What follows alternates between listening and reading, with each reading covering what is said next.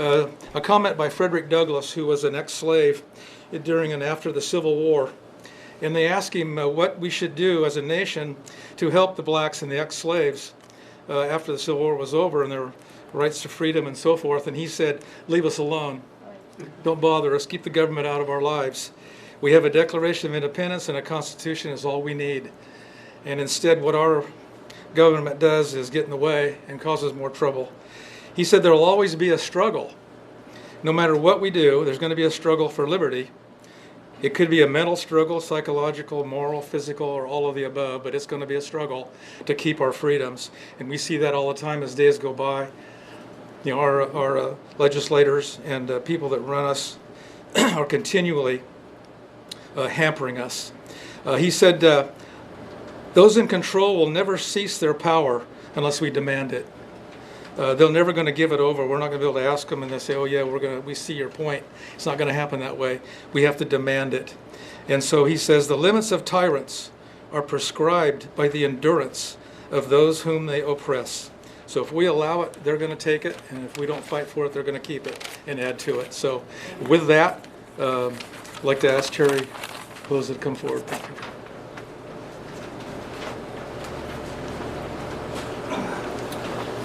How you all doing? Good. You're about to hear some really good information. I do want to mention that there's coffee over here. The bathrooms are right over here on the hall. If you've got to get up and get something, feel free to do it. There's not a lot of rules about that here. Also, how many people are getting tired of California? Yeah, you know, it is the gift that keeps on giving, and we have a lot of people in office right now, not too many Republicans now that another one defected. We are down to 19 Republicans in the Assembly now that one of them left a couple of 2 days ago and became a Democrat. And not only that, but we also have, 11 senators that are Republicans. So it's sort of like, you know, fighting that battle to where you really can't win. With 1,013 laws being passed this year, you can't even go into a restaurant now and the gal leaves you a straw, it's a felony. But, you know, unless you ask her for it. It's so insane when you stop and think about it that a young lady could be unconscious, get raped, and it's a misdemeanor. I mean, when we stop and think about what's going on in California, time has really come to get something done here. And what Mark's going to talk about is the thing that protects it all. A lot of people have said, let's reach across the party lines here. Let's go across and talk to the Democrats. Well, you know, those people are appeasers. And the definition of an appeaser is a guy who will feed his friends to the crocodiles first, hoping he'll be the last one eaten. And so what we have to do is make a stand, put that line in the sand, stand up for what's right. Ladies and gentlemen, Mark Baird.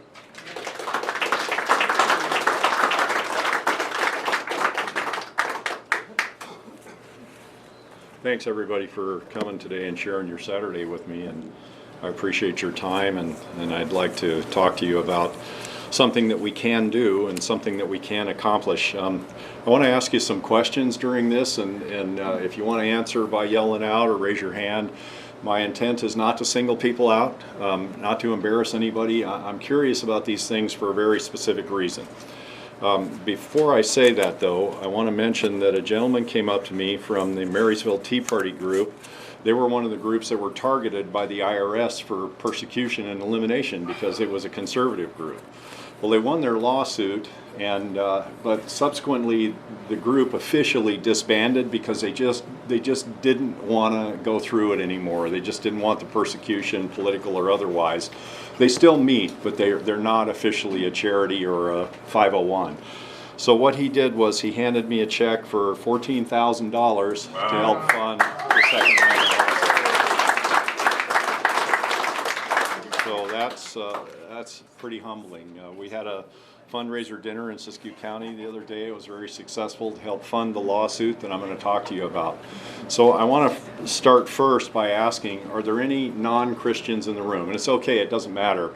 The reason I'm asking this is because if you are a non-Christian, no matter what your faith is, I want you to follow what I'm about to say as a legal argument like a lawyer would, because this is the fundamental basis of our country, and I can prove all of this.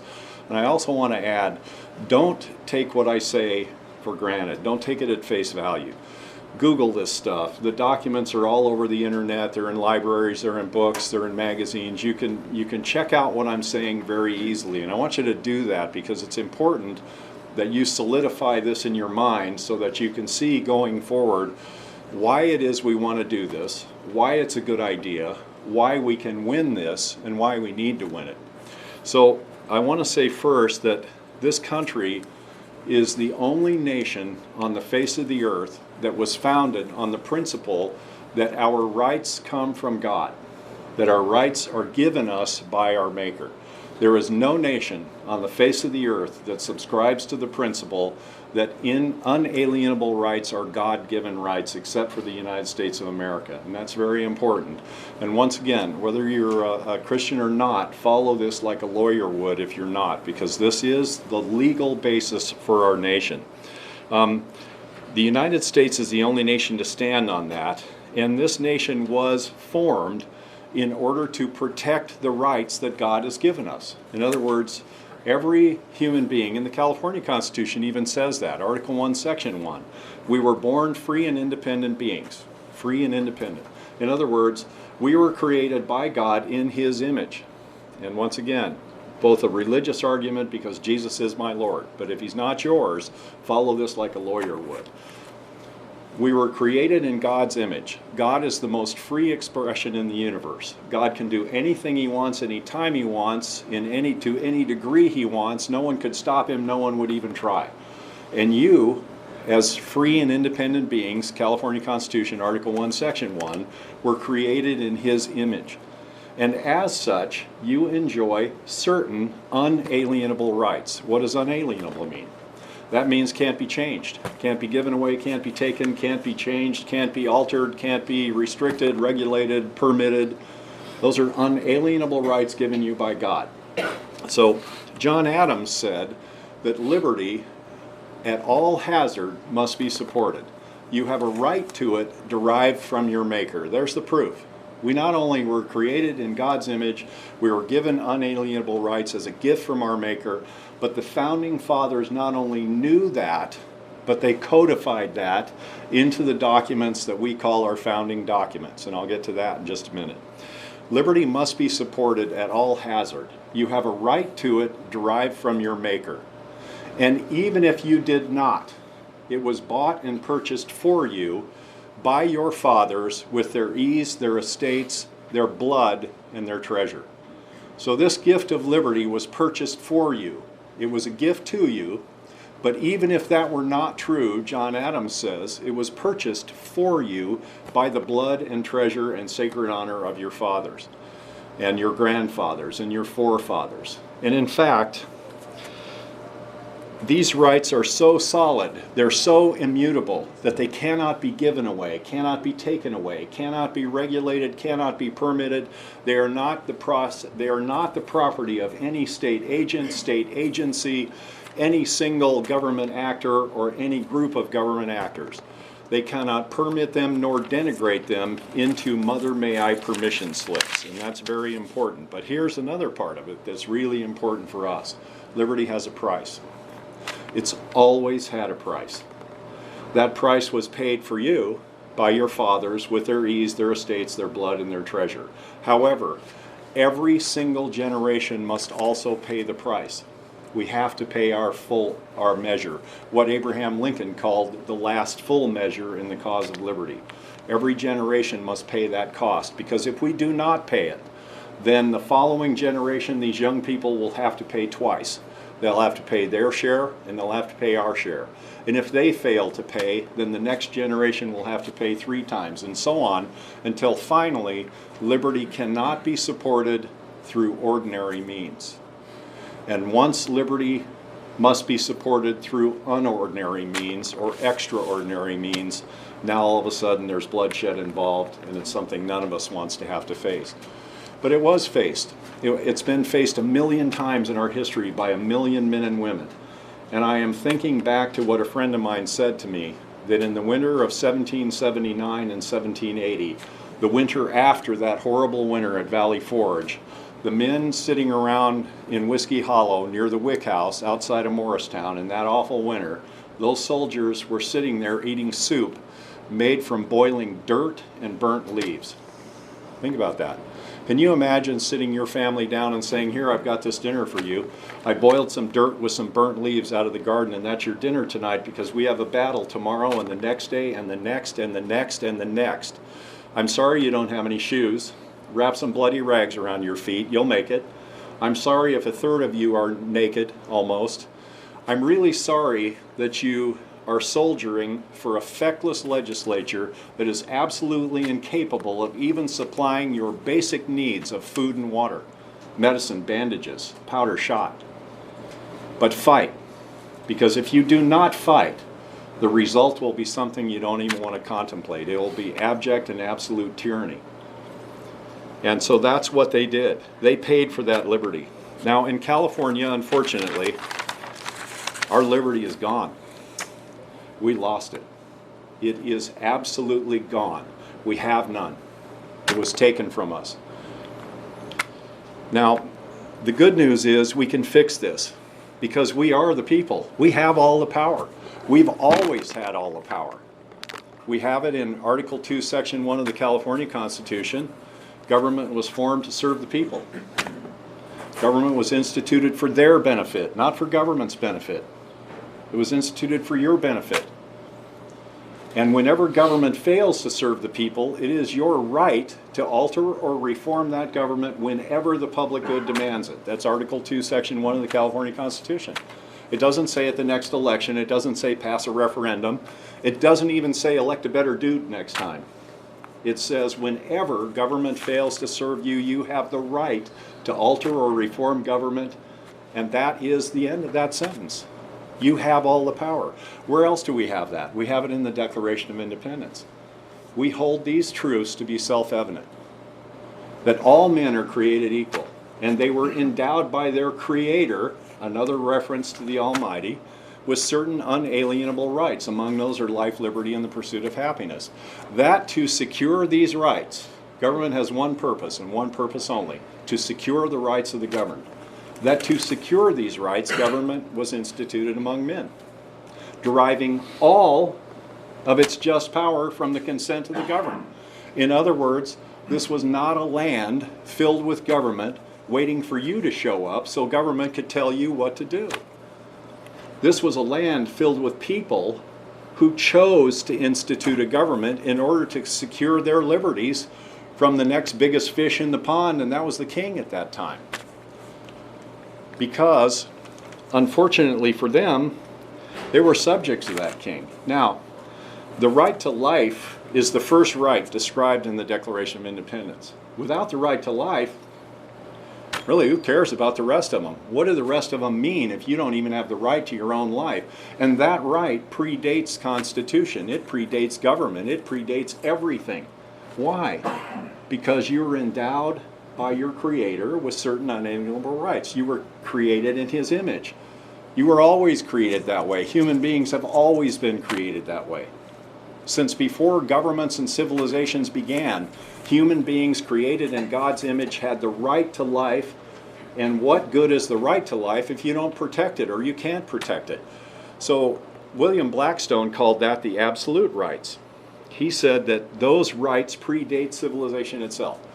In other words, if you were a caveman and you lived in a cave, you were alive, that was your gift from God, your life, and how would it be if the tools that you created in order to make your living, the rocks that you pounded out hides and the stuff that you made a framework so you could stretch leather and do all those things, how would it be if every time you left the cave somebody came and stole that stuff? You wouldn't be able to survive, you wouldn't be able to live. Now, can you imagine that the caveman had his club or his rock, whatever, and when he went to leave the cave, he did what the government would have you do. Oh God, I better put the club down because I can have the club, but I'm not allowed to leave the cave with it. I mean, whew, that's a dangerous weapon. Well, here's the problem with that. What was he defending his life against? Well, the same thing you are. I mean, if you live in the middle of nowhere like we do, there are bears and lions and all kinds of things. Well, those animals were created with claws and teeth. Thick hides, thick fur. They could run fast. They were tenacious and tough. They're apex predators. In fact, man is an apex predator. You would have to defend yourself from the neighboring tribe or the neighboring cave or whatever, because they were always looking, in those days, the way you gained wealth was steal it. Kill people and steal it. It was called booty. You stole the treasure of your neighbors. That's how you gained wealth and power and status. So these people had to create the tools with which they defended themselves. That's what weapons are. They're just tools that we make. They're innocuous tools. I mean, I have guns that have sat in the safe for 20 years. I haven't even shot them in 20 years. They haven't shot anybody by themselves. They are nothing more than a tool that sits there as an inanimate object unless I choose to use it for some purpose and some lawful purpose. So what Justice Ginsburg, she's the craziest judge on the Supreme Court, she defined weapon as any instrument that could be borne on the person, in your clothes, in your pocket, and carried about for defensive or offensive purposes in the event of conflict with another person. That's the Supreme Court definition by one of the communist judges of what a weapon is. That's a pretty good definition. So how would it work if the caveman could have his club and he had his rock? Well, you can only have one rock. In fact, you can only, according to Anthony Portantino, the illustrious former art director from the Grizzly Adams TV show, who is now a state senator, you can only have one rock a month because rocks are dangerous. You know, if you, but before you get the rock, we got to do a background check. It can't be too big a rock because we don't want you to be able to throw it too far. That's too powerful a weapon. You know, we were thinking about getting rid of rocks because they're really dangerous, and you could have the stick, but the stick can't have a point. It can't be less than 2 inches or more than 3 feet. It can only weigh this much, but not that much. It can't be a brown stick, only a blonde stick. I mean, how stupid can you know, in other words, obviously the framers did not intend that. They couldn't have. And I can prove that too. Because when you look at the right that they put in the Constitution, the Second Amendment, what does that right say? It says this, a well-regulated militia being necessary for the security of a free state, and that's just the operative clause, but here's the good part. The right of the people to keep and bear arms shall not be infringed. Now, is that our right? No. Our right comes from God. That is simply someone codifying the right and putting it on paper. Why on earth would you do that? Because government needs to be told what line they may cross and what line they may not. That's why the rights are in the Constitution. You already have them. You've always had them. Government is not in a position to take those from you because government is not God. God is God. So if you exercise your liberty according to the God who made you, no government can interfere with that. However, this is today and this is California, so we're talking about what's real, not what should be, and we've already lost that liberty. But how can I prove that the right shall not be infringed? Because on April the 18th, 1775, Dr. John, no, not Parker, I can't remember his name now. Anyways, he was the guy that got killed on Breed's Hill. Yeah, I can't remember his name. Anyway, he was one of the Sons of Liberty in Boston, and he invited William Dawes and Paul Revere over to his office that day, and he said to him, hey, General Gage is sending Colonel Pitcairn and 700 men out, and they're going to kill John Hancock and John Adams in Lexington. They know they're there, and they're going to take the powder and shot from the colonists in Lexington. And so William Dawes, who wasn't famous because he didn't make it into the poem, he took off on horseback over Boston Neck and rode the long way, first south and then to the east and to the west and then northwest to Lexington. Paul Revere made it across the Charles River on a boat. They gave him a horse there and he took off on horseback. And as they rode through the towns and villages, they said, wake up, prepare. Wake up and prepare. They did not say the British are coming. They didn't say that. They said the regulars are afoot. Or the lobster backs are on their way because of the red coats. They call them lobster backs. They didn't say the British are coming. Why? Because they were British. That would be dumb. That would be like us standing here saying the Americans are coming. So they didn't say that. They said the regulars are afoot and they're headed to Lexington. Prepare, arm yourselves. And so Paul Revere was captured short of Lexington, but William Dawes made it, and he warned Hancock and he warned John Adams. and he also warned Pastor Clark. Joseph Warren was the doc's name, sorry. So anyways, Joseph, by the way, who was a prominent Boston guy, was rich, he was a physician, everybody liked him, well respected by both loyalists and patriot alike. He was killed on Breed's Hill fighting as a regular soldier later that year. So once they made it to Lexington, they warned the troops. Revere was captured. William Dawes, that was the last thing he ever did. Nobody even knows what happened to him after that. But John Adams and John Hancock were sitting around in Pastor Jonas Clark's house. And they were asking Jonas, they said, hey, Pastor Clark, and I'm going to paraphrase because I don't know what language they actually used, but said, hey, Pastor Clark, 700 of our own troops are coming to kill us tomorrow. They'll be here on the 19th, the morning of the 19th. He says, you know, you got this group of militia out here. Are we going to be okay? I mean, you know, Hancock was a little bit scared. And Clark looks at him and he says, don't worry. He says, don't fear. He says, I've been training these men for this very moment all of their lives. That's what you call standing for liberty and at the risk of their life. Now, remember that these guys weren't sovereign citizens like you are. They were subjects of the king. They were subjects to the king. The colonies did not owe allegiance to Parliament. The charters for the individual colonies were to the king himself. These men and women were pawns of the king. They were subjects of the king. They were subject to any rule he wanted to pass. They were subject to any law he thought was appropriate, even if it meant their death. They had no liberty. But what did they have? They had the unalienable, what Blackstone called the absolute right to life and defense of life without giving way. Absolute rights, unassailable by king, by country, by anyone. And so they stood on that green. Now, John Hancock and John Adams were coming, and the lobster backs intended to take their powder and shot. Well, why didn't I say their guns? Why weren't they going to take their guns? Because guns were not community property. Here's how I can prove that the Second Amendment predates the United States Constitution and predates the government of the United States and predates the English government. The guns weren't owned by the individuals. Now remember, they were subject to the king. They didn't have rights. They had those guns, though, because they had the unalienable right, what Locke called the natural right, rights given by God. Where did the guns come from? Behind the door, under the bed, over the mantle. You had to own the gun to be part of the militia. The militia was not the requisite to have the gun. The gun was the requisite to join the militia. If you didn't have the gun, you couldn't join the militia. So whenever someone says to you, a well-regulated militia, well, that's the important part and we don't have militias anymore, say, no, that's not what it meant. Because you had to own the gun in order to join the militia. So the operative clause of the Second Amendment remains valid whether there's a militia or not. Anyway, how did you join the militia in those days? You went to church on Sunday. That's how you joined, and you took your gun with you. There was no big piece of paper. There was no swearing-in ceremony. All you did was show up at church and you worshiped and you trained. Then you'd stop for lunch, and then you'd go back in and worship some more, and after lunch you trained some more, and then everybody went home. So it is true that the individual weapon was the right of those people.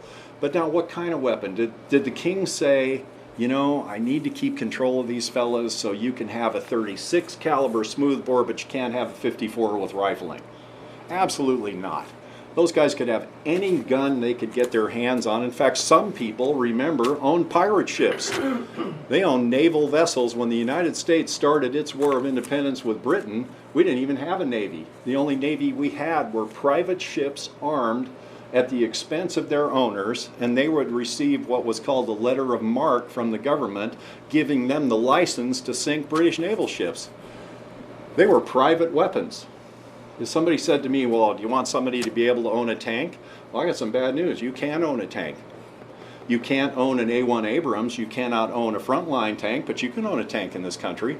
Somebody says, well, would you want a tank? I said, no, because I don't want to work on it. And I don't want it tearing up my driveway every time I use it. But if my neighbor had a tank, he's a moral, ethical, law-abiding, God-fearing person. I know where I'd run if something bad happened. I'd run to his house knowing he had a tank. I mean, I'm okay with a United States citizen of good moral character and law-abiding owning any weapon he or she wants to own because I trust you with the rights God gave you. I don't need government to qualify that. So anyway, there was no mother may I slip. There was no permission. There was none of that stuff. And in fact, George Washington said, a free people ought not only to be armed and disciplined, but should have sufficient arms and ammunition to maintain a status of independence from any who might abuse them, including their own government. George Washington said that. So I know for a fact that our right was not created on the day the Constitution or the Declaration of Independence was signed. And now I guess we're asking a question. So if the government now wants to insinuate itself in your God-given rights, is government trying to take the place of God in your lives? Are they? Yes, they are. That's exactly the question we're asking. So does government have the right to take God's place in your life? Why not? I'll tell you why. Because they don't even believe in God. Well, they don't even believe in God. That's good, Patsy. That's really important. But here's why. Because when William Blackstone, who all the founders read and all the founders studied, he said in his first treatise on law that our laws are nothing more than a definition of rights and wrongs. That's where the word rights comes from.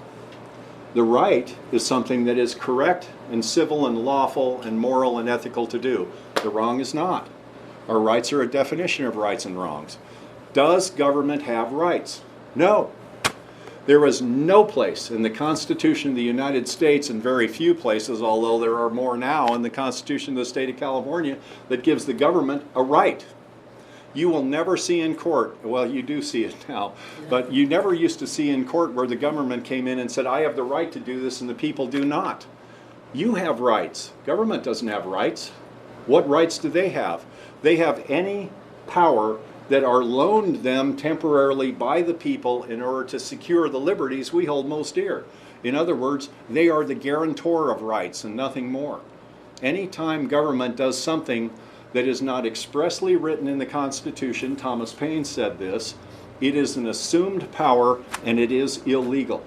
If government takes any action not expressly written in the Constitution, they are assuming a power that is not legal. That was one of the founders.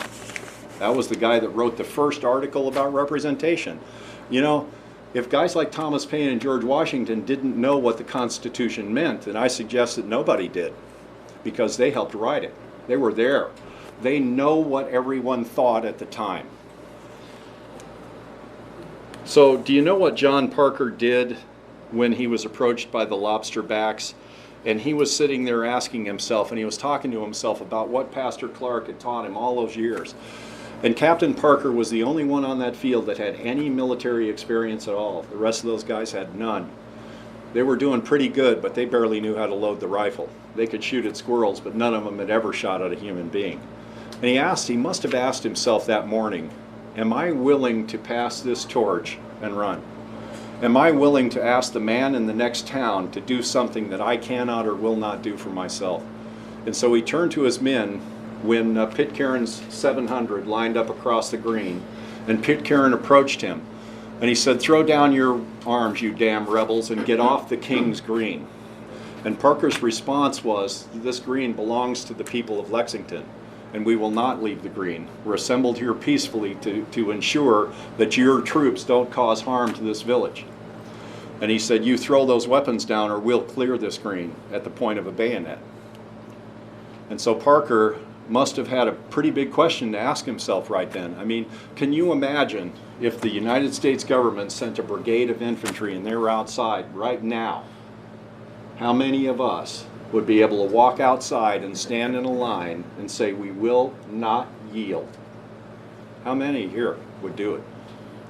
Yeah, I know there are a lot of people that would, but let me tell you, you're not in the majority. Not anymore in California. So Parker looked at himself, I'm sure, and he said, am I willing to stand? And he turned to his men and he said, men, do not fire unless fired upon. But if they want to have war, let it begin here. And so everybody knows what happened. Someone fired a shot, nobody knows who. About 8 or 10 of them lie dead on the field. Some British regulars were dead as well.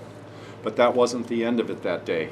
They went on to Concord, they reformed, they fought again, they won the engagement in Concord. The British felt overwhelmed, so they began a broken retreat all the way back to Boston. And by the time they got to Boston, there were 5,000 militiamen lining those roads. Remember, who was a militiaman? He was you, with the gun you had in the closet. And they killed about 100 and they wounded about 150.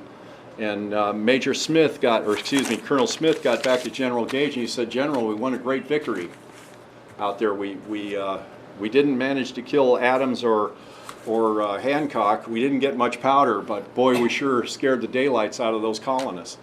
And Gage looked back at him and he said, "We can't afford very many victories like this, Colonel." So, do you trust God's law in your life and that of your family? I do. Do you? So let's assume that California knows better and they have put themselves in God's place in charge of your rights. Do you trust a government that doesn't trust you? Do you trust a government that doesn't trust you with the same weapons they're allowed to own? Do you trust a government that passes laws that you are subject to, but that they themselves are exempt from? Let's give an example of that. The California legislature passed a rule that the people in the legislature can go to the county sheriff and ask for a concealed carry permit, and they don't have to show just cause. They don't have to express any threat. They just say, "I want one." They don't even have to say, "I want it for self-defense." They just say, "I'm a member of the ruling class of California. I want a concealed carry permit." And they get it. They can't be denied that permit. But you have a different set of circumstances you have to go through. And in fact, there are some counties in California where you're never going to get that permit because you will always be denied on just cause. You cannot show cause good enough to get a permit. There are some counties like Los Angeles County that have issued 8 permits in the last 25 or 30 years. In Ventura County, it's about 100 permits in the last 15 or 20 years, and those mostly go to friends and family of the political ruling class, the class that you're subject to now, because you remember, you don't have liberty here anymore. You're subjects of the state of California now, when we allowed that. Now, Patrick Henry was very clear on this. And he went on to say that the Constitution is not an instrument meant to restrain people. The Constitution was meant to restrain government from taking the liberty of people. That's what the Constitution was meant to do. It was not meant to protect you from baby carriages and plastic straws and cow farts. It wasn't. It was meant to protect you from the evil of human nature, which all governments will assume. Any politician that wants power, any politician that gains power, all he wants after that is more power. There might be a few good ones, there probably are, but they're in the minority. Absolute power corrupts absolutely. They've known that from biblical times on. Human nature never changes. That's what the Constitution was intended to protect us from. So, when did we, the people, allow the state of California to come and take our liberty? When did we allow the liars and crooks in Sacramento to stand before you and say you no longer have the right to protect your own life? When did that happen? And I'll tell you when it started. It started on May the 2nd of 1967 when about 20 guys from the Black Panther Party, who had taken up the practice of patrolling the streets of Oakland with shotguns and stuff, which by the way was legal. It was legal in 1967 for any citizen to carry a loaded weapon on his hip. I have my Constitution, that's the only weapon I'm allowed to have now. But this is the rule book. So it was, anyway, it was legal then, and they used to patrol the streets of Oakland, making sure the police didn't treat black people poorly.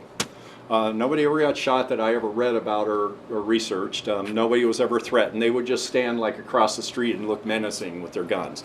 But it was intended to cause government to be more careful, right, wrong, or indifferent. That was their point. Well, on May the 2nd, they went to Sacramento at the Capitol building and they had a little demonstration. All of the things they did were legal. They entered the Capitol building with loaded weapons and they marched around yelling slogans and stuff.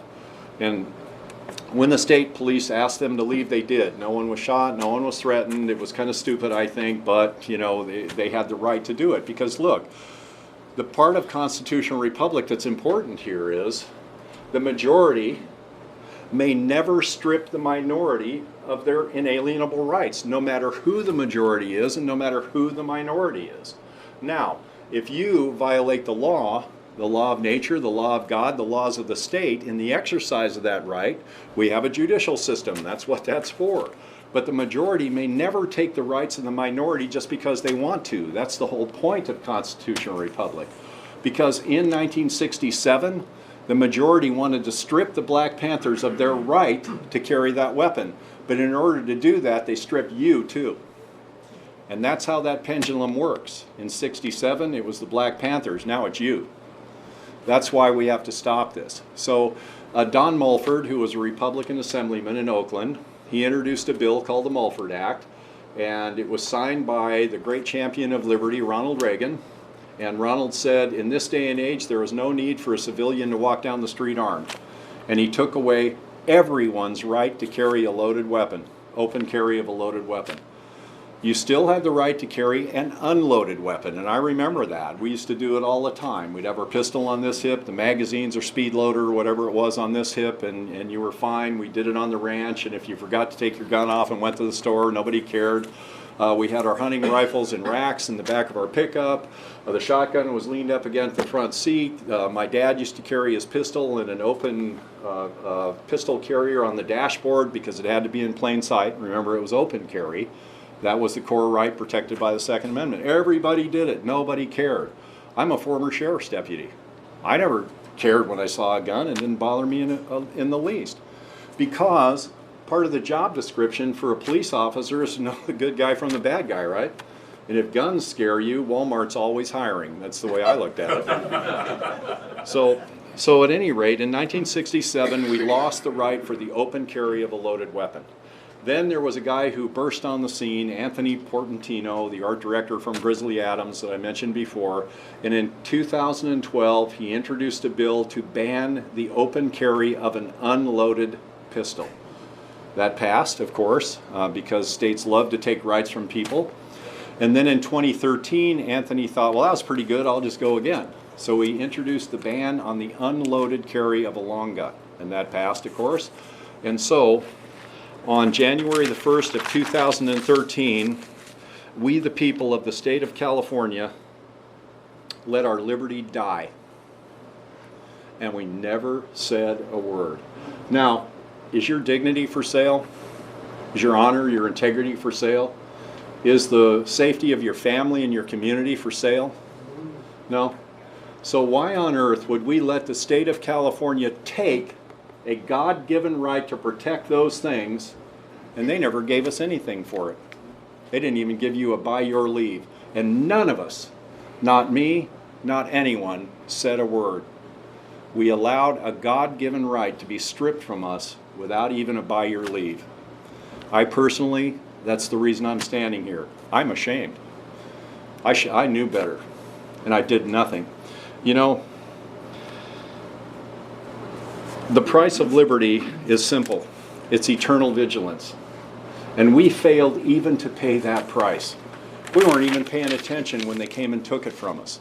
And so, vigilance without action, right, is worthless. We not only didn't act, we didn't even notice to start with. And then, after a couple of years, it was gone from our memory, and pretty soon nobody did it, nobody thought about it, nobody even remembered there was a time when you could do it. So, here's the good news. We can fix this. We're the only ones that can. We were always the only ones that could. Government is never going to fix itself. Tyrants never fix themselves. Despotism never corrects itself. And it is our job as citizens, in fact, it's the only job you have in the Constitution of the United States that is capable of being fulfilled by an individual citizen. This is our one job, to secure to ourselves and our posterity liberty. That's our only job as citizens, to secure liberty to ourselves and our posterity. The blessings of liberty, I think, are the exact words. And we failed to even do that. We had one job, and we dropped the ball on it. And I've got to tell you, the Declaration of Independence tells us the same thing. It is our job to secure the blessings of liberty. All of our founding documents, it's our job to do that. It's no one else's. I was a contract pilot for 28 years. I flew into places that would horrify you. Let me tell you the difference between where you live now and the places I used to go every day. I've been to places in Burkina Faso, Central African Republic, Democratic People's Republic of Congo, Zimbabwe, Rwanda for 2 different governments, Bosnia for 2 different governments, Libya, Eritrea, South Sudan, Somalia. Those are just the places I've been. Those are places where people would walk out from a side street in noonday traffic, pick up a rock and kill you right in the street with that rock and rob you, and no one would even slow down when they were walking by to see what was going on. Those people do not have the right to life. They don't have the right to defense of life. They don't have the right to property. They don't have the right to liberty. They're subjects of whatever tyrant wants to do to them today. That's the difference. And you know what? There are parts of the United States, and in fact parts of California, that are getting to be just like that. You ever seen on the news where somebody's walking down the street in New York and some kid comes out of a hallway, or some adult, and pops him in the head and knocks him into traffic and he gets run over by a car? That's like Africa. That's like Cairo on a bad night. I've seen it, folks, with my own eyes, and we're getting like that here now because we have ignored our responsibility to stop that. But once again, I'm not here because there's gloom and doom. I'm here because we can fix this. The men who wrote the Constitution were divinely inspired. I believe that. They got their direction from God Almighty to write that document, and we are never to allow any usurper, any state agent, any state agency, any government to stop and take that right from us, or to modify those rights. We are the guardian of liberty, not government.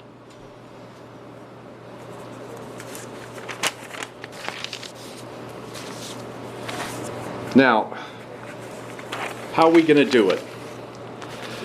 This is easy. California has a big problem right now, and that is George Young. George Young walked into the Hawaii County Police Department, and George was a lifelong military guy. He was retired from the military, honorable discharge, great guy. I believe he was a military policeman. And he walked into the Hawaii County Police Department, and Hawaii County is the entire Big Island of Hawaii. And he said, "I would like a permit to carry." And the Hawaii County Police Chief said, "Well, Mr. Young, you know, why do you want this?" And he says, "Because it's my right to have it. I want the permit to carry."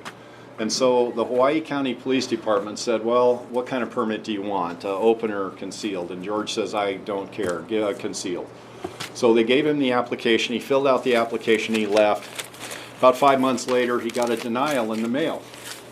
And the denial said, "Well, you're not going to get that permit because we've never, ever, in the history of the state of Hawaii, or for the 100 years predating statehood, ever allowed a citizen to carry a weapon."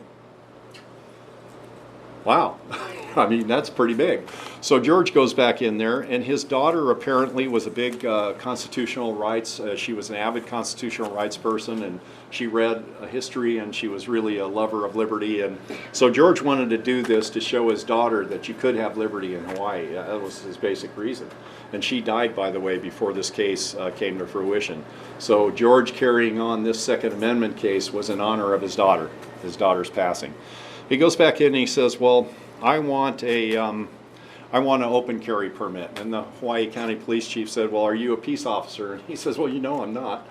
And he says, "Well, are you an armed guard?" And George says, "Well, you know I'm not." And he says, "Okay, well then you can't have one of those either." And George said, "So basically I have no Second Amendment guarantee here?" And Hawaii said, "Well, I don't, you know, George, of course you do. You have Second Amendment guarantee, you just can't have a weapon." So thank God for George, he sued him. And you know what the trial court said? The trial court said, "The state is sovereign over you, George." Wow. I mean, the state can ban or regulate anything they want in the interest of keeping the general population safe. And George thought, "No, that's just not how I remember reading it." So he went to the appellate court. And he drew a judge called Derrimond O'Scanlan, who was one of the conservatives on the Ninth Circuit Court. Well, let's flash back just a minute, because O'Scanlan was also a judge in a case prior to that. And that case is called Peruta v. San Diego. In Peruta v. San Diego, a couple of guys appealed for concealed carry permits in San Diego. The sheriff at the time said, "No way in hell, you're not getting one of those ever." And so they sued. And it got all the way to the Ninth Circuit case, and the NRA and Second Amendment Foundation were supporting that case. And in the Ninth Circuit, they drew Judge O'Scanlan. So O'Scanlan looks at the penal codes in California. He's a very good judge, very thorough, very honest guy. He looks at the penal codes in California. He says, well, it's against the law, Penal Code 28,650, 28,350, and 23,400, I think. It's unlawful to openly carry a loaded or an unloaded handgun or a long gun.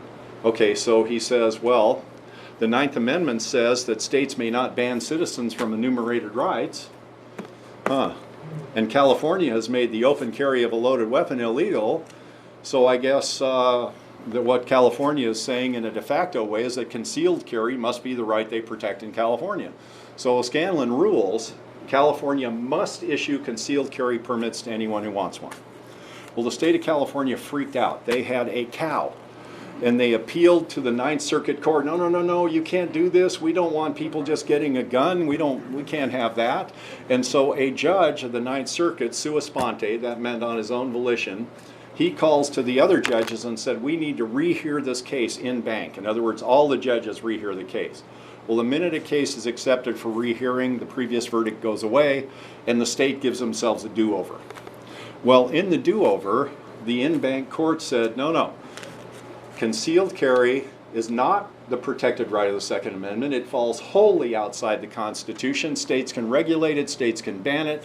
No matter how unjust the process is, they can charge whatever they want for it. Concealed carry has nothing to do with the Second Amendment. Forget it, it's over, that's it. So Peruta took the case to the Supreme Court with the help of the NRA and Second Amendment Foundation. The Supreme Court refused cert. They refused to hear the case. So what that means is Peruta is the law.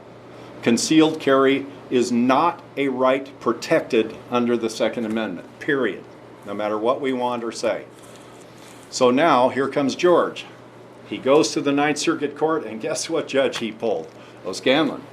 So O'Scanlan, fresh off Peruta, he says, well, I kind of got my fingers burnt the last time I was on one of these gun cases, because I ruled that if open carry isn't the core right, then concealed carry must be. And the in-bank court whacked my hand for that. So he said, okay, well then let me take another stab at this. If concealed carry isn't the core right protected under the Second Amendment, then open carry must be. And George won his case.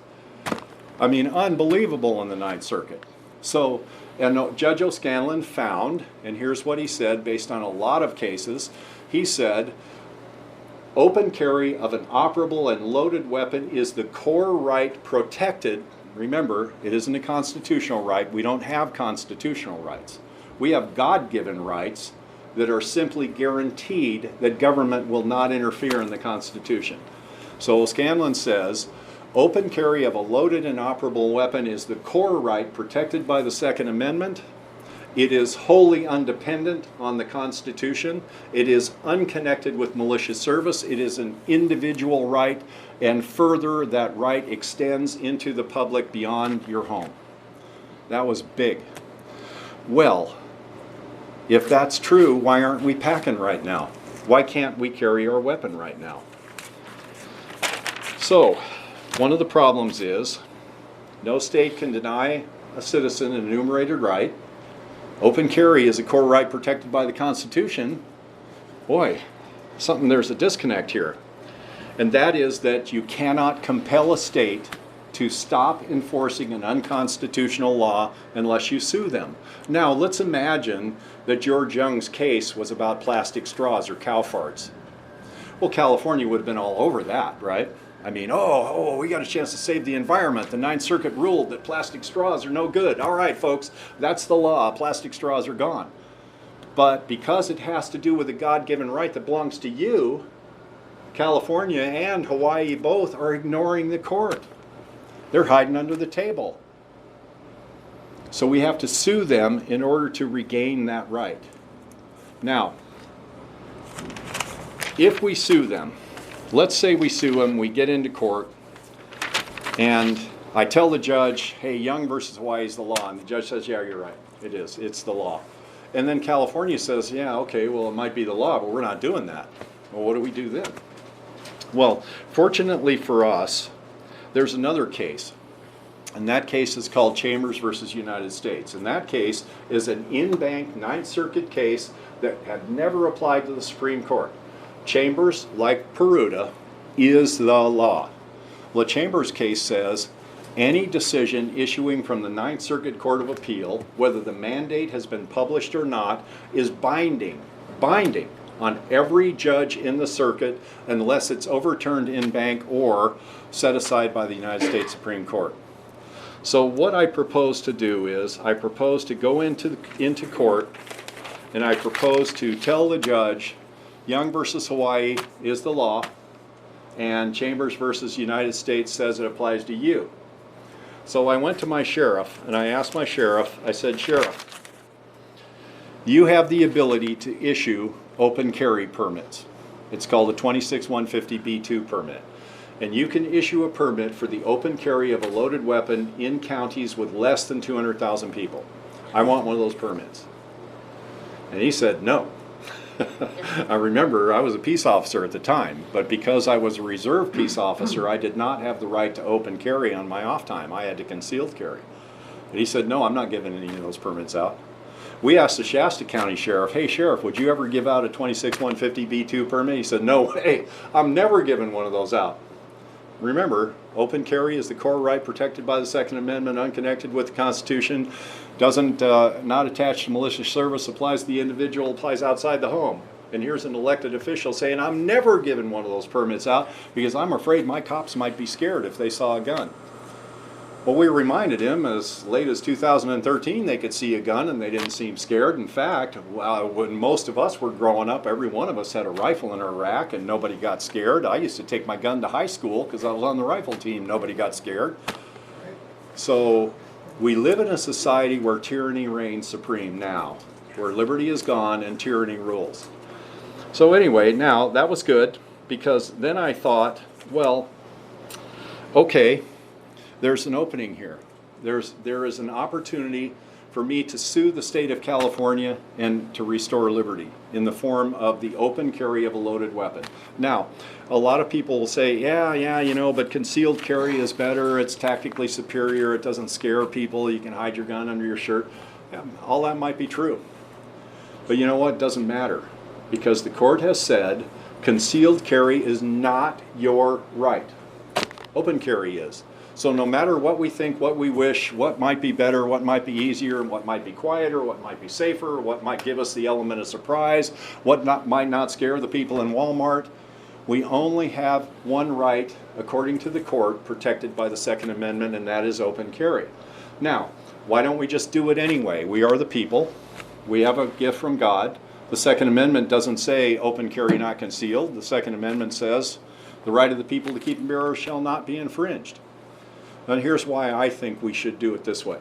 And you're free to disagree with me, and I'd love to hear it if you have another opinion. We want to restore liberty. We can. It's within our power, and I think this is a fairly easy win as far as court cases go. But here's what we want to do, because there aren't very many John Parkers among us. There aren't very many militiamen among us. There aren't very many people who are willing to stand against the government in the face of a war that would occur in our own homes, in our backyards, and see our towns burned to the ground and our children run off into the night. So we want to restore this liberty, but we want to do it with a minimum of chaos, a minimum of no bloodshed, and we have a way to do that, and that's the judicial process. We've already appealed to the legislature. They don't care what you want or what you think. The governor certainly doesn't care what you want or what you think. Those are two branches of government, but we still have one left, and that's the judicial branch. So what I propose to do is sue the state of California and gain a temporary restraining order forcing the state of California to obey the law as outlined in Young versus Hawaii and Chambers versus United States.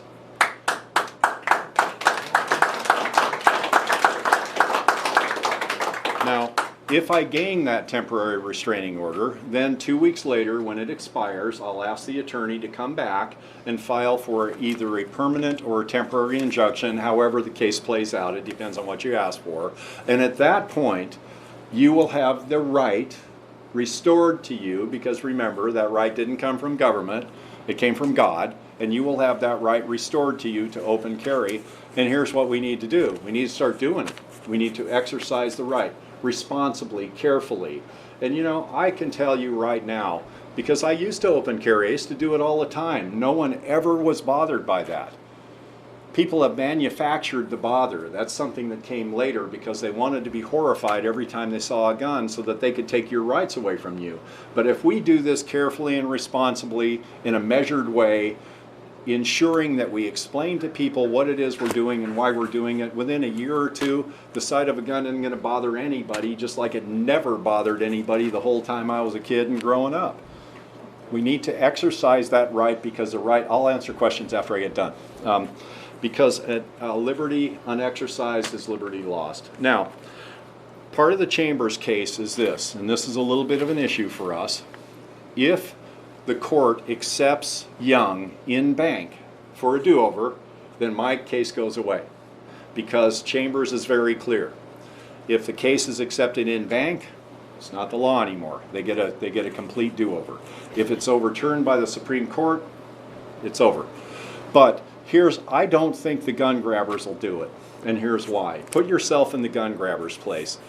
They pitched a fit when Peruta came up for review. They lost that case, and they pitched a fit, and they got it reheard. And they got what they wanted. They got exactly what they wanted. If you want to concealed carry an operable and loaded weapon, you better get a Mother May I slip from the nearest government official, if he'll give you one, and if you can afford it, and if you can jump through all the hoops, and if you bother to do all that stuff. And they got what they asked for. Now, what position have they put themselves in? Can they now say concealed carry is not a right? We were right, everybody. You got to follow the rules. Can they now say, oh, and neither is open carry? Remember the Ninth Amendment. Remember Murdoch versus Pennsylvania. States may not reduce an enumerated right to a permission and may not charge a fee for its exercise. Murdoch versus Pennsylvania, Supreme Court case. Satano versus Massachusetts. States may not debar the people the use of arms, because states may be more interested in disarming you than they are in keeping you safe.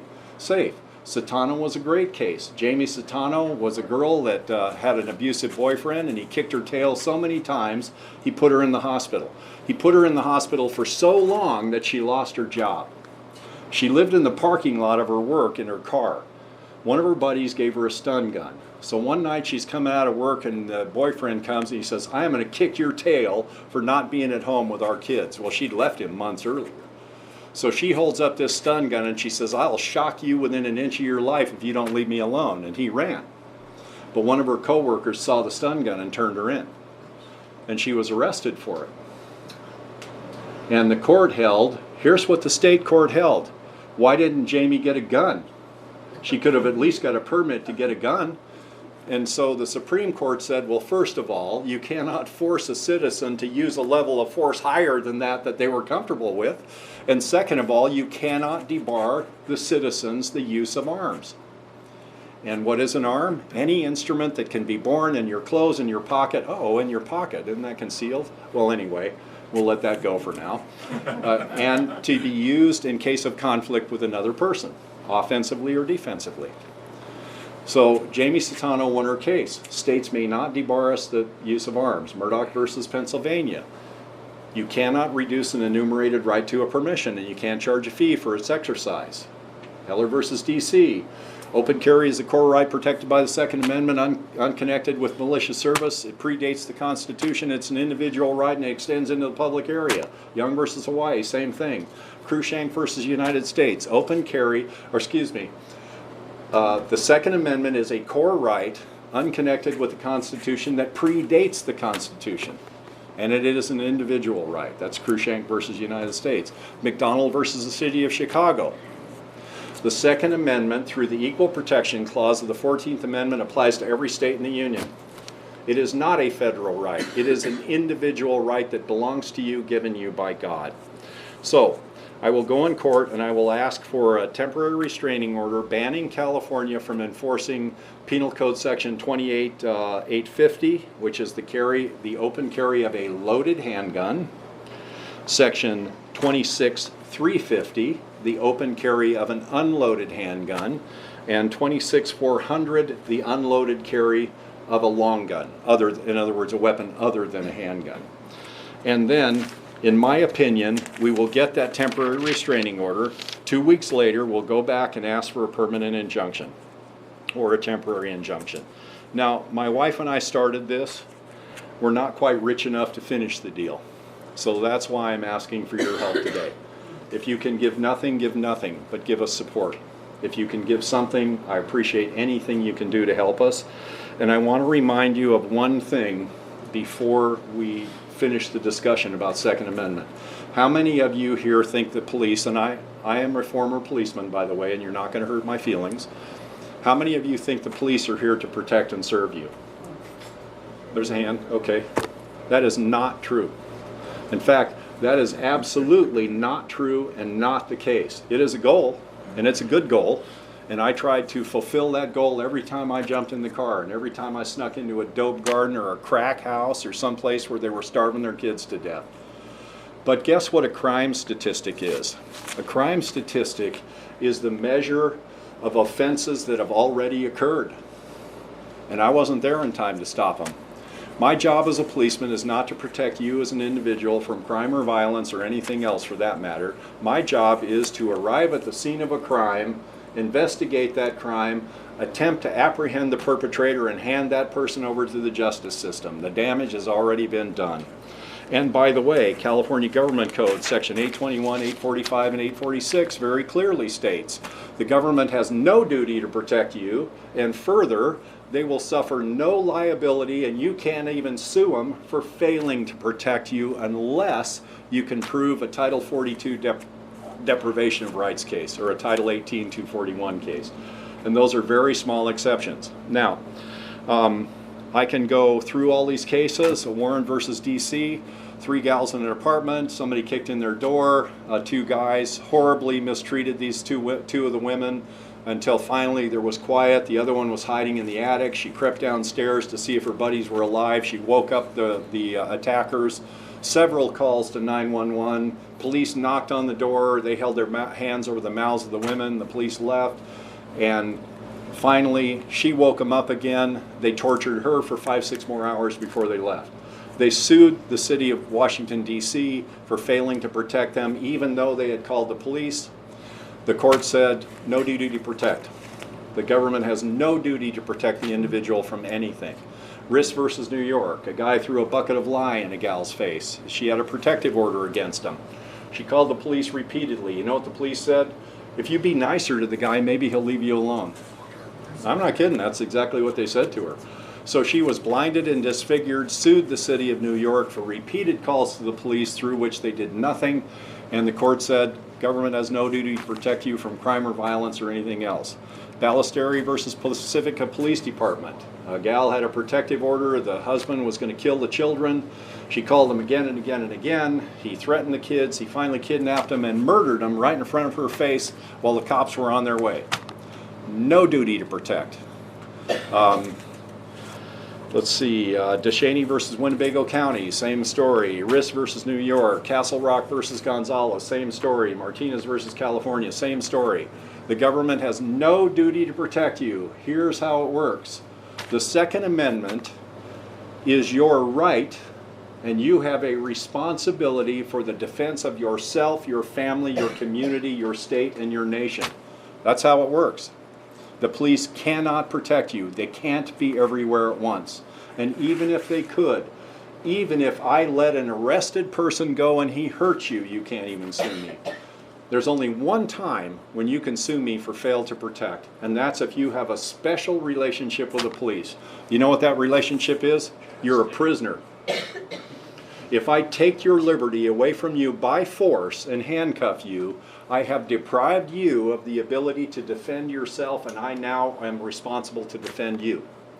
That's the only time police can be sued for failing to protect, and prisoners sue them for it all the time. So the police have no duty to protect you. I just want to close with one thing. On Christmas Day of 1776, George Washington was in his headquarters across the river from Trenton, and he was writing on scraps of paper. And Dr. Benjamin Rush came into his office to talk to him about something, and he saw these scraps, and he was ripping these scraps of paper off, and one fell on the floor, and Benjamin picked one up. And he read it, and it said, "Liberty or death." And he said, "What is this, General?" And he said, "That's the password for the attack tonight." It was a horrible winter. They attacked in weather that was so bad. When they attacked the Hessians in Trenton, New Jersey, Colonel Rahl, and contrary to the popular myth, the Hessians were not drunk that morning, the morning of the 26th. They were not drunk. In fact, they were staunch Puritans. They never drank. Colonel Rahl was not a drunk. The weather was so bad that Colonel Rahl rightly estimated that no, and here's the difference, no European army would ever attack in this kind of weather, so he never posted any guards. He had never fought Americans before. The difference between an American and the rest of the world is that an American would rather die on his feet than live on his knees. And so those men marched barefoot. They said you could follow their trail by the blood in the snow. And they crossed an ice-choked river and then walked 7 miles back to Trenton. They surprised one of the most well-trained, well-prepared military units in America at that time, Hessian mercenaries, and they won. And then Washington, rightly fearing a counterattack from British forces under Cornwallis that were nearby, they marched 7 miles back upland in the face of that gale, crossed the river again, and retreated back across the river. Are we less than those men? Do we have less courage than they do? Really? Do we have less intelligence than they do? Do we have less intestinal fortitude? Do we have less of a desire for liberty than they do? I can't imagine that. I don't think we do. So I'm just going to close by saying this. I'm not armed because I'm free. I'm free because I'm armed. Thank you, and if you can help, please do, and if you can't, God bless you, and thank you for coming, and I would be happy to answer any questions you have. Thank you.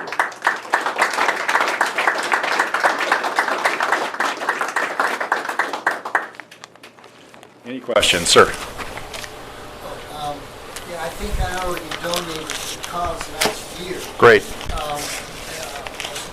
I always donate my state taxes that I don't pay California to the state of Jefferson. Thank you. I appreciate that, and God bless you. Hopefully I won't get too much trouble.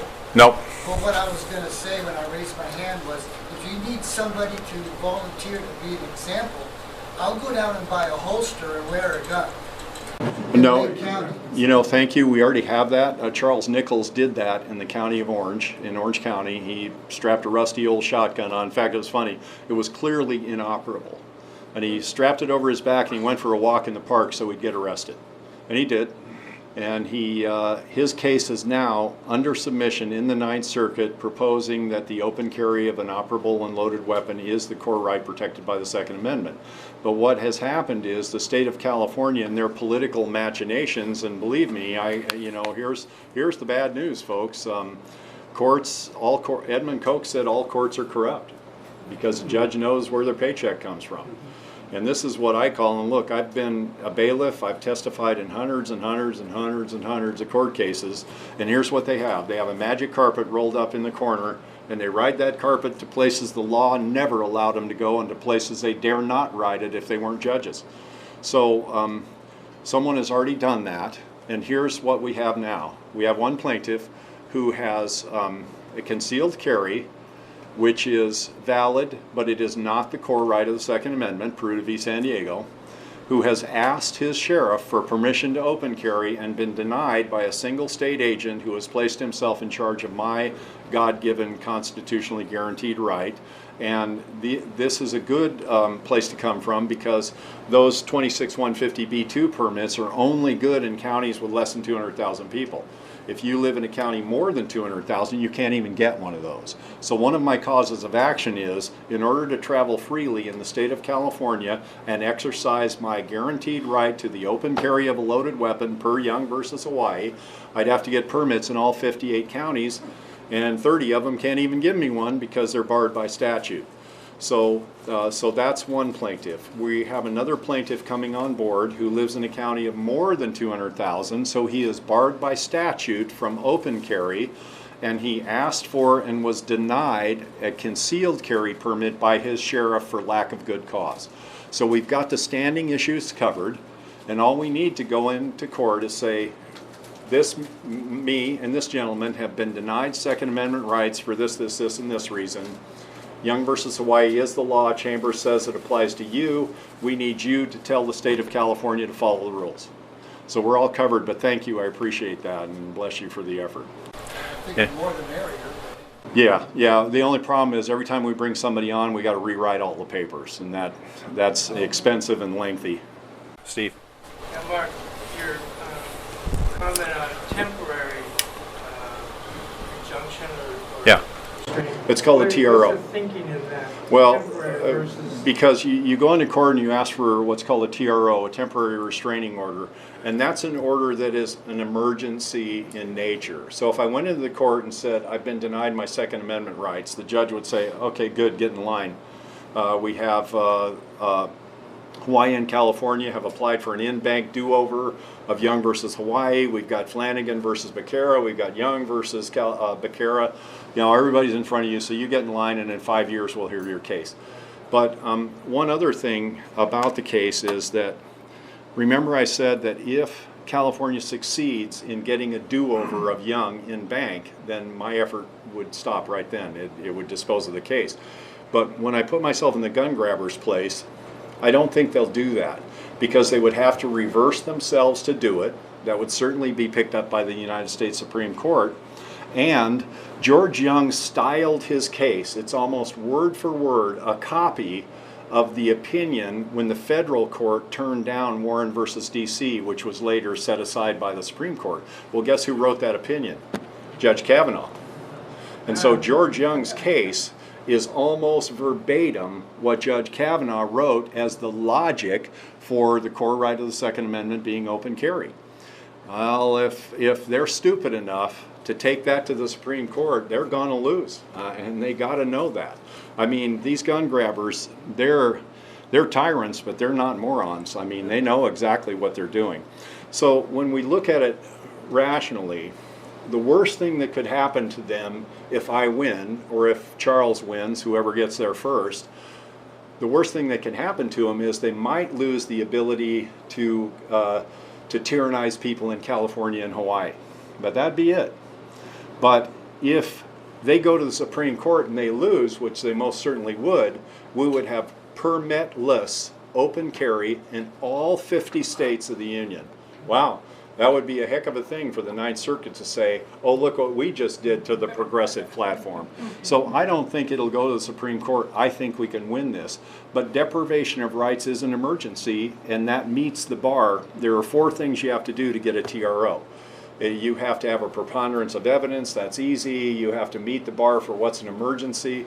Well, the denial of an enumerated right is an emergency. So that qualifies me to ask for a restraining order, where it would take me years to just build a case and go sue them. So that's why.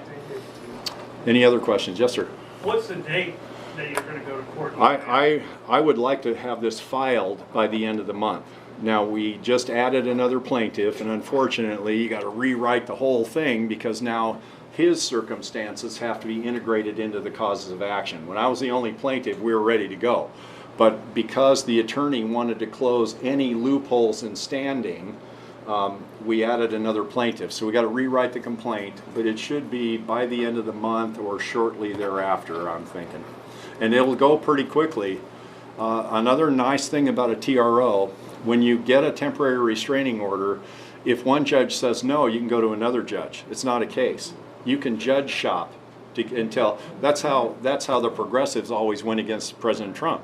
If one judge says no, they just go to another one and another one and another one, and finally they find one that says yes. So that's the other reason why I want a TRO. So because if we found a really liberal judge and he said no, I can just go try again, and it costs $400 every time I try, but that's little enough compared to our liberty. And here's the reason I want to do this, folks, and this is the end of the analysis. If we can win this, and we can, the case law is clear, the precedent is clear, the Constitution's clear, the circumstances are clear, the harm is clear. If we can win this one, we can turn to the rest of California and we can say, you are welcome for the liberty given you by the people of the state of Jefferson, and if you'd like the rest back, get off your backsides and help us. There are 7 million gun owners in California. Now, the funny part about a gun owner is, by their very nature, a gun owner has to be able to vote. They have to be over 18 or over 21 now, and they have to not have a felonious record. So in other words, every gun owner is a potential voter, but they don't vote. If we could just get gun owners and conservative Christians to vote, we could take this state back tomorrow and we could win every election, every day, every single time. So what we need to do is establish a track record for regaining liberty and then turn to the rest of the people whom we helped restore that liberty to and say, help us. The rest is here. We can take it back. We can turn this state back into something we were once proud of. Or we can create a pathway to the state of Jefferson at the very least. We could do that. If you don't want to help us by restoring liberty, at least help us get away. And if we could just get conservative and gun owners to vote, we could do that any day, every day. That's why this is important. It's more than the gun. It's a lot more than that. Any other questions? Ladies and gentlemen, God bless every single one of you. Yes, sir. Mark, does this apply to citizens over the age of 18 that can carry and become victorious? Yeah, I believe so. Still be subject to concealed? We're all subjects in California, but yeah, I believe for I think handgun age is 21 also. So no, that's what made me mad. I came back from Vietnam. Heck, I killed my first guy 3 days after my 18th birthday, and when I got back from Vietnam, I couldn't even buy a gun. I couldn't even buy a beer. They trusted me with all the equipment in the world, but I couldn't have it once I got back to the place that I defended.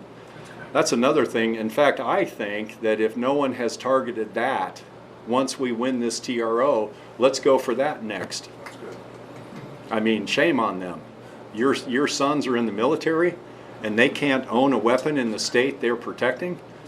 What in the heck is wrong with the world? But we can fix that too, because we are the people. We can fix it all if we decide to work at it.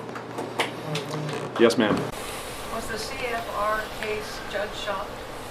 No, you can't. See, that's the thing. When you file a case, you can't judge shop, because you're not asking for a temporary action. You're asking to hear my case. So no, I wish. But the CFR case is in the Ninth Circuit. We've already filed our notice of intent to appeal. And so we will be going in the Ninth Circuit, and fortunately for us, Judge Mueller made so many egregious procedural and judicial errors that she wrote the appeal for us. You know, she said, first of all, we met the bar for all the standing. She said, no, you didn't. She admitted having unauthorized communications with the court that wasn't briefed on the case. I mean, so we're not giving up on that. We're moving forward on that too. No. Depends how many magic carpet fails. Well, that's what cost us the case with CFR. She asked for a 3-judge court, and for the first time in the judicial history of the United States, in spite of Title 28, Section 2284, in spite of Shapiro versus McManus, she asked for the 3-judge court, and then a week later said, oh, no, I changed my mind. There has never been a judge in the history of the United States that's ever constituted a 3-judge panel and then took it back a week later, because she got advice from a court that wasn't briefed on the case. That's the magic carpet. But hopefully we can fix that too. And if we want it bad enough, there's no reason on earth. You know, I'm not a negative guy. I'm a glass is half full. I think we can fix all of this stuff if we just act together. And our example is John Parker and his men and all the people that fought with him. If 3% of the people could take a country from the most powerful military force on earth, we can certainly win against the baboons, liars, and crooks in Sacramento.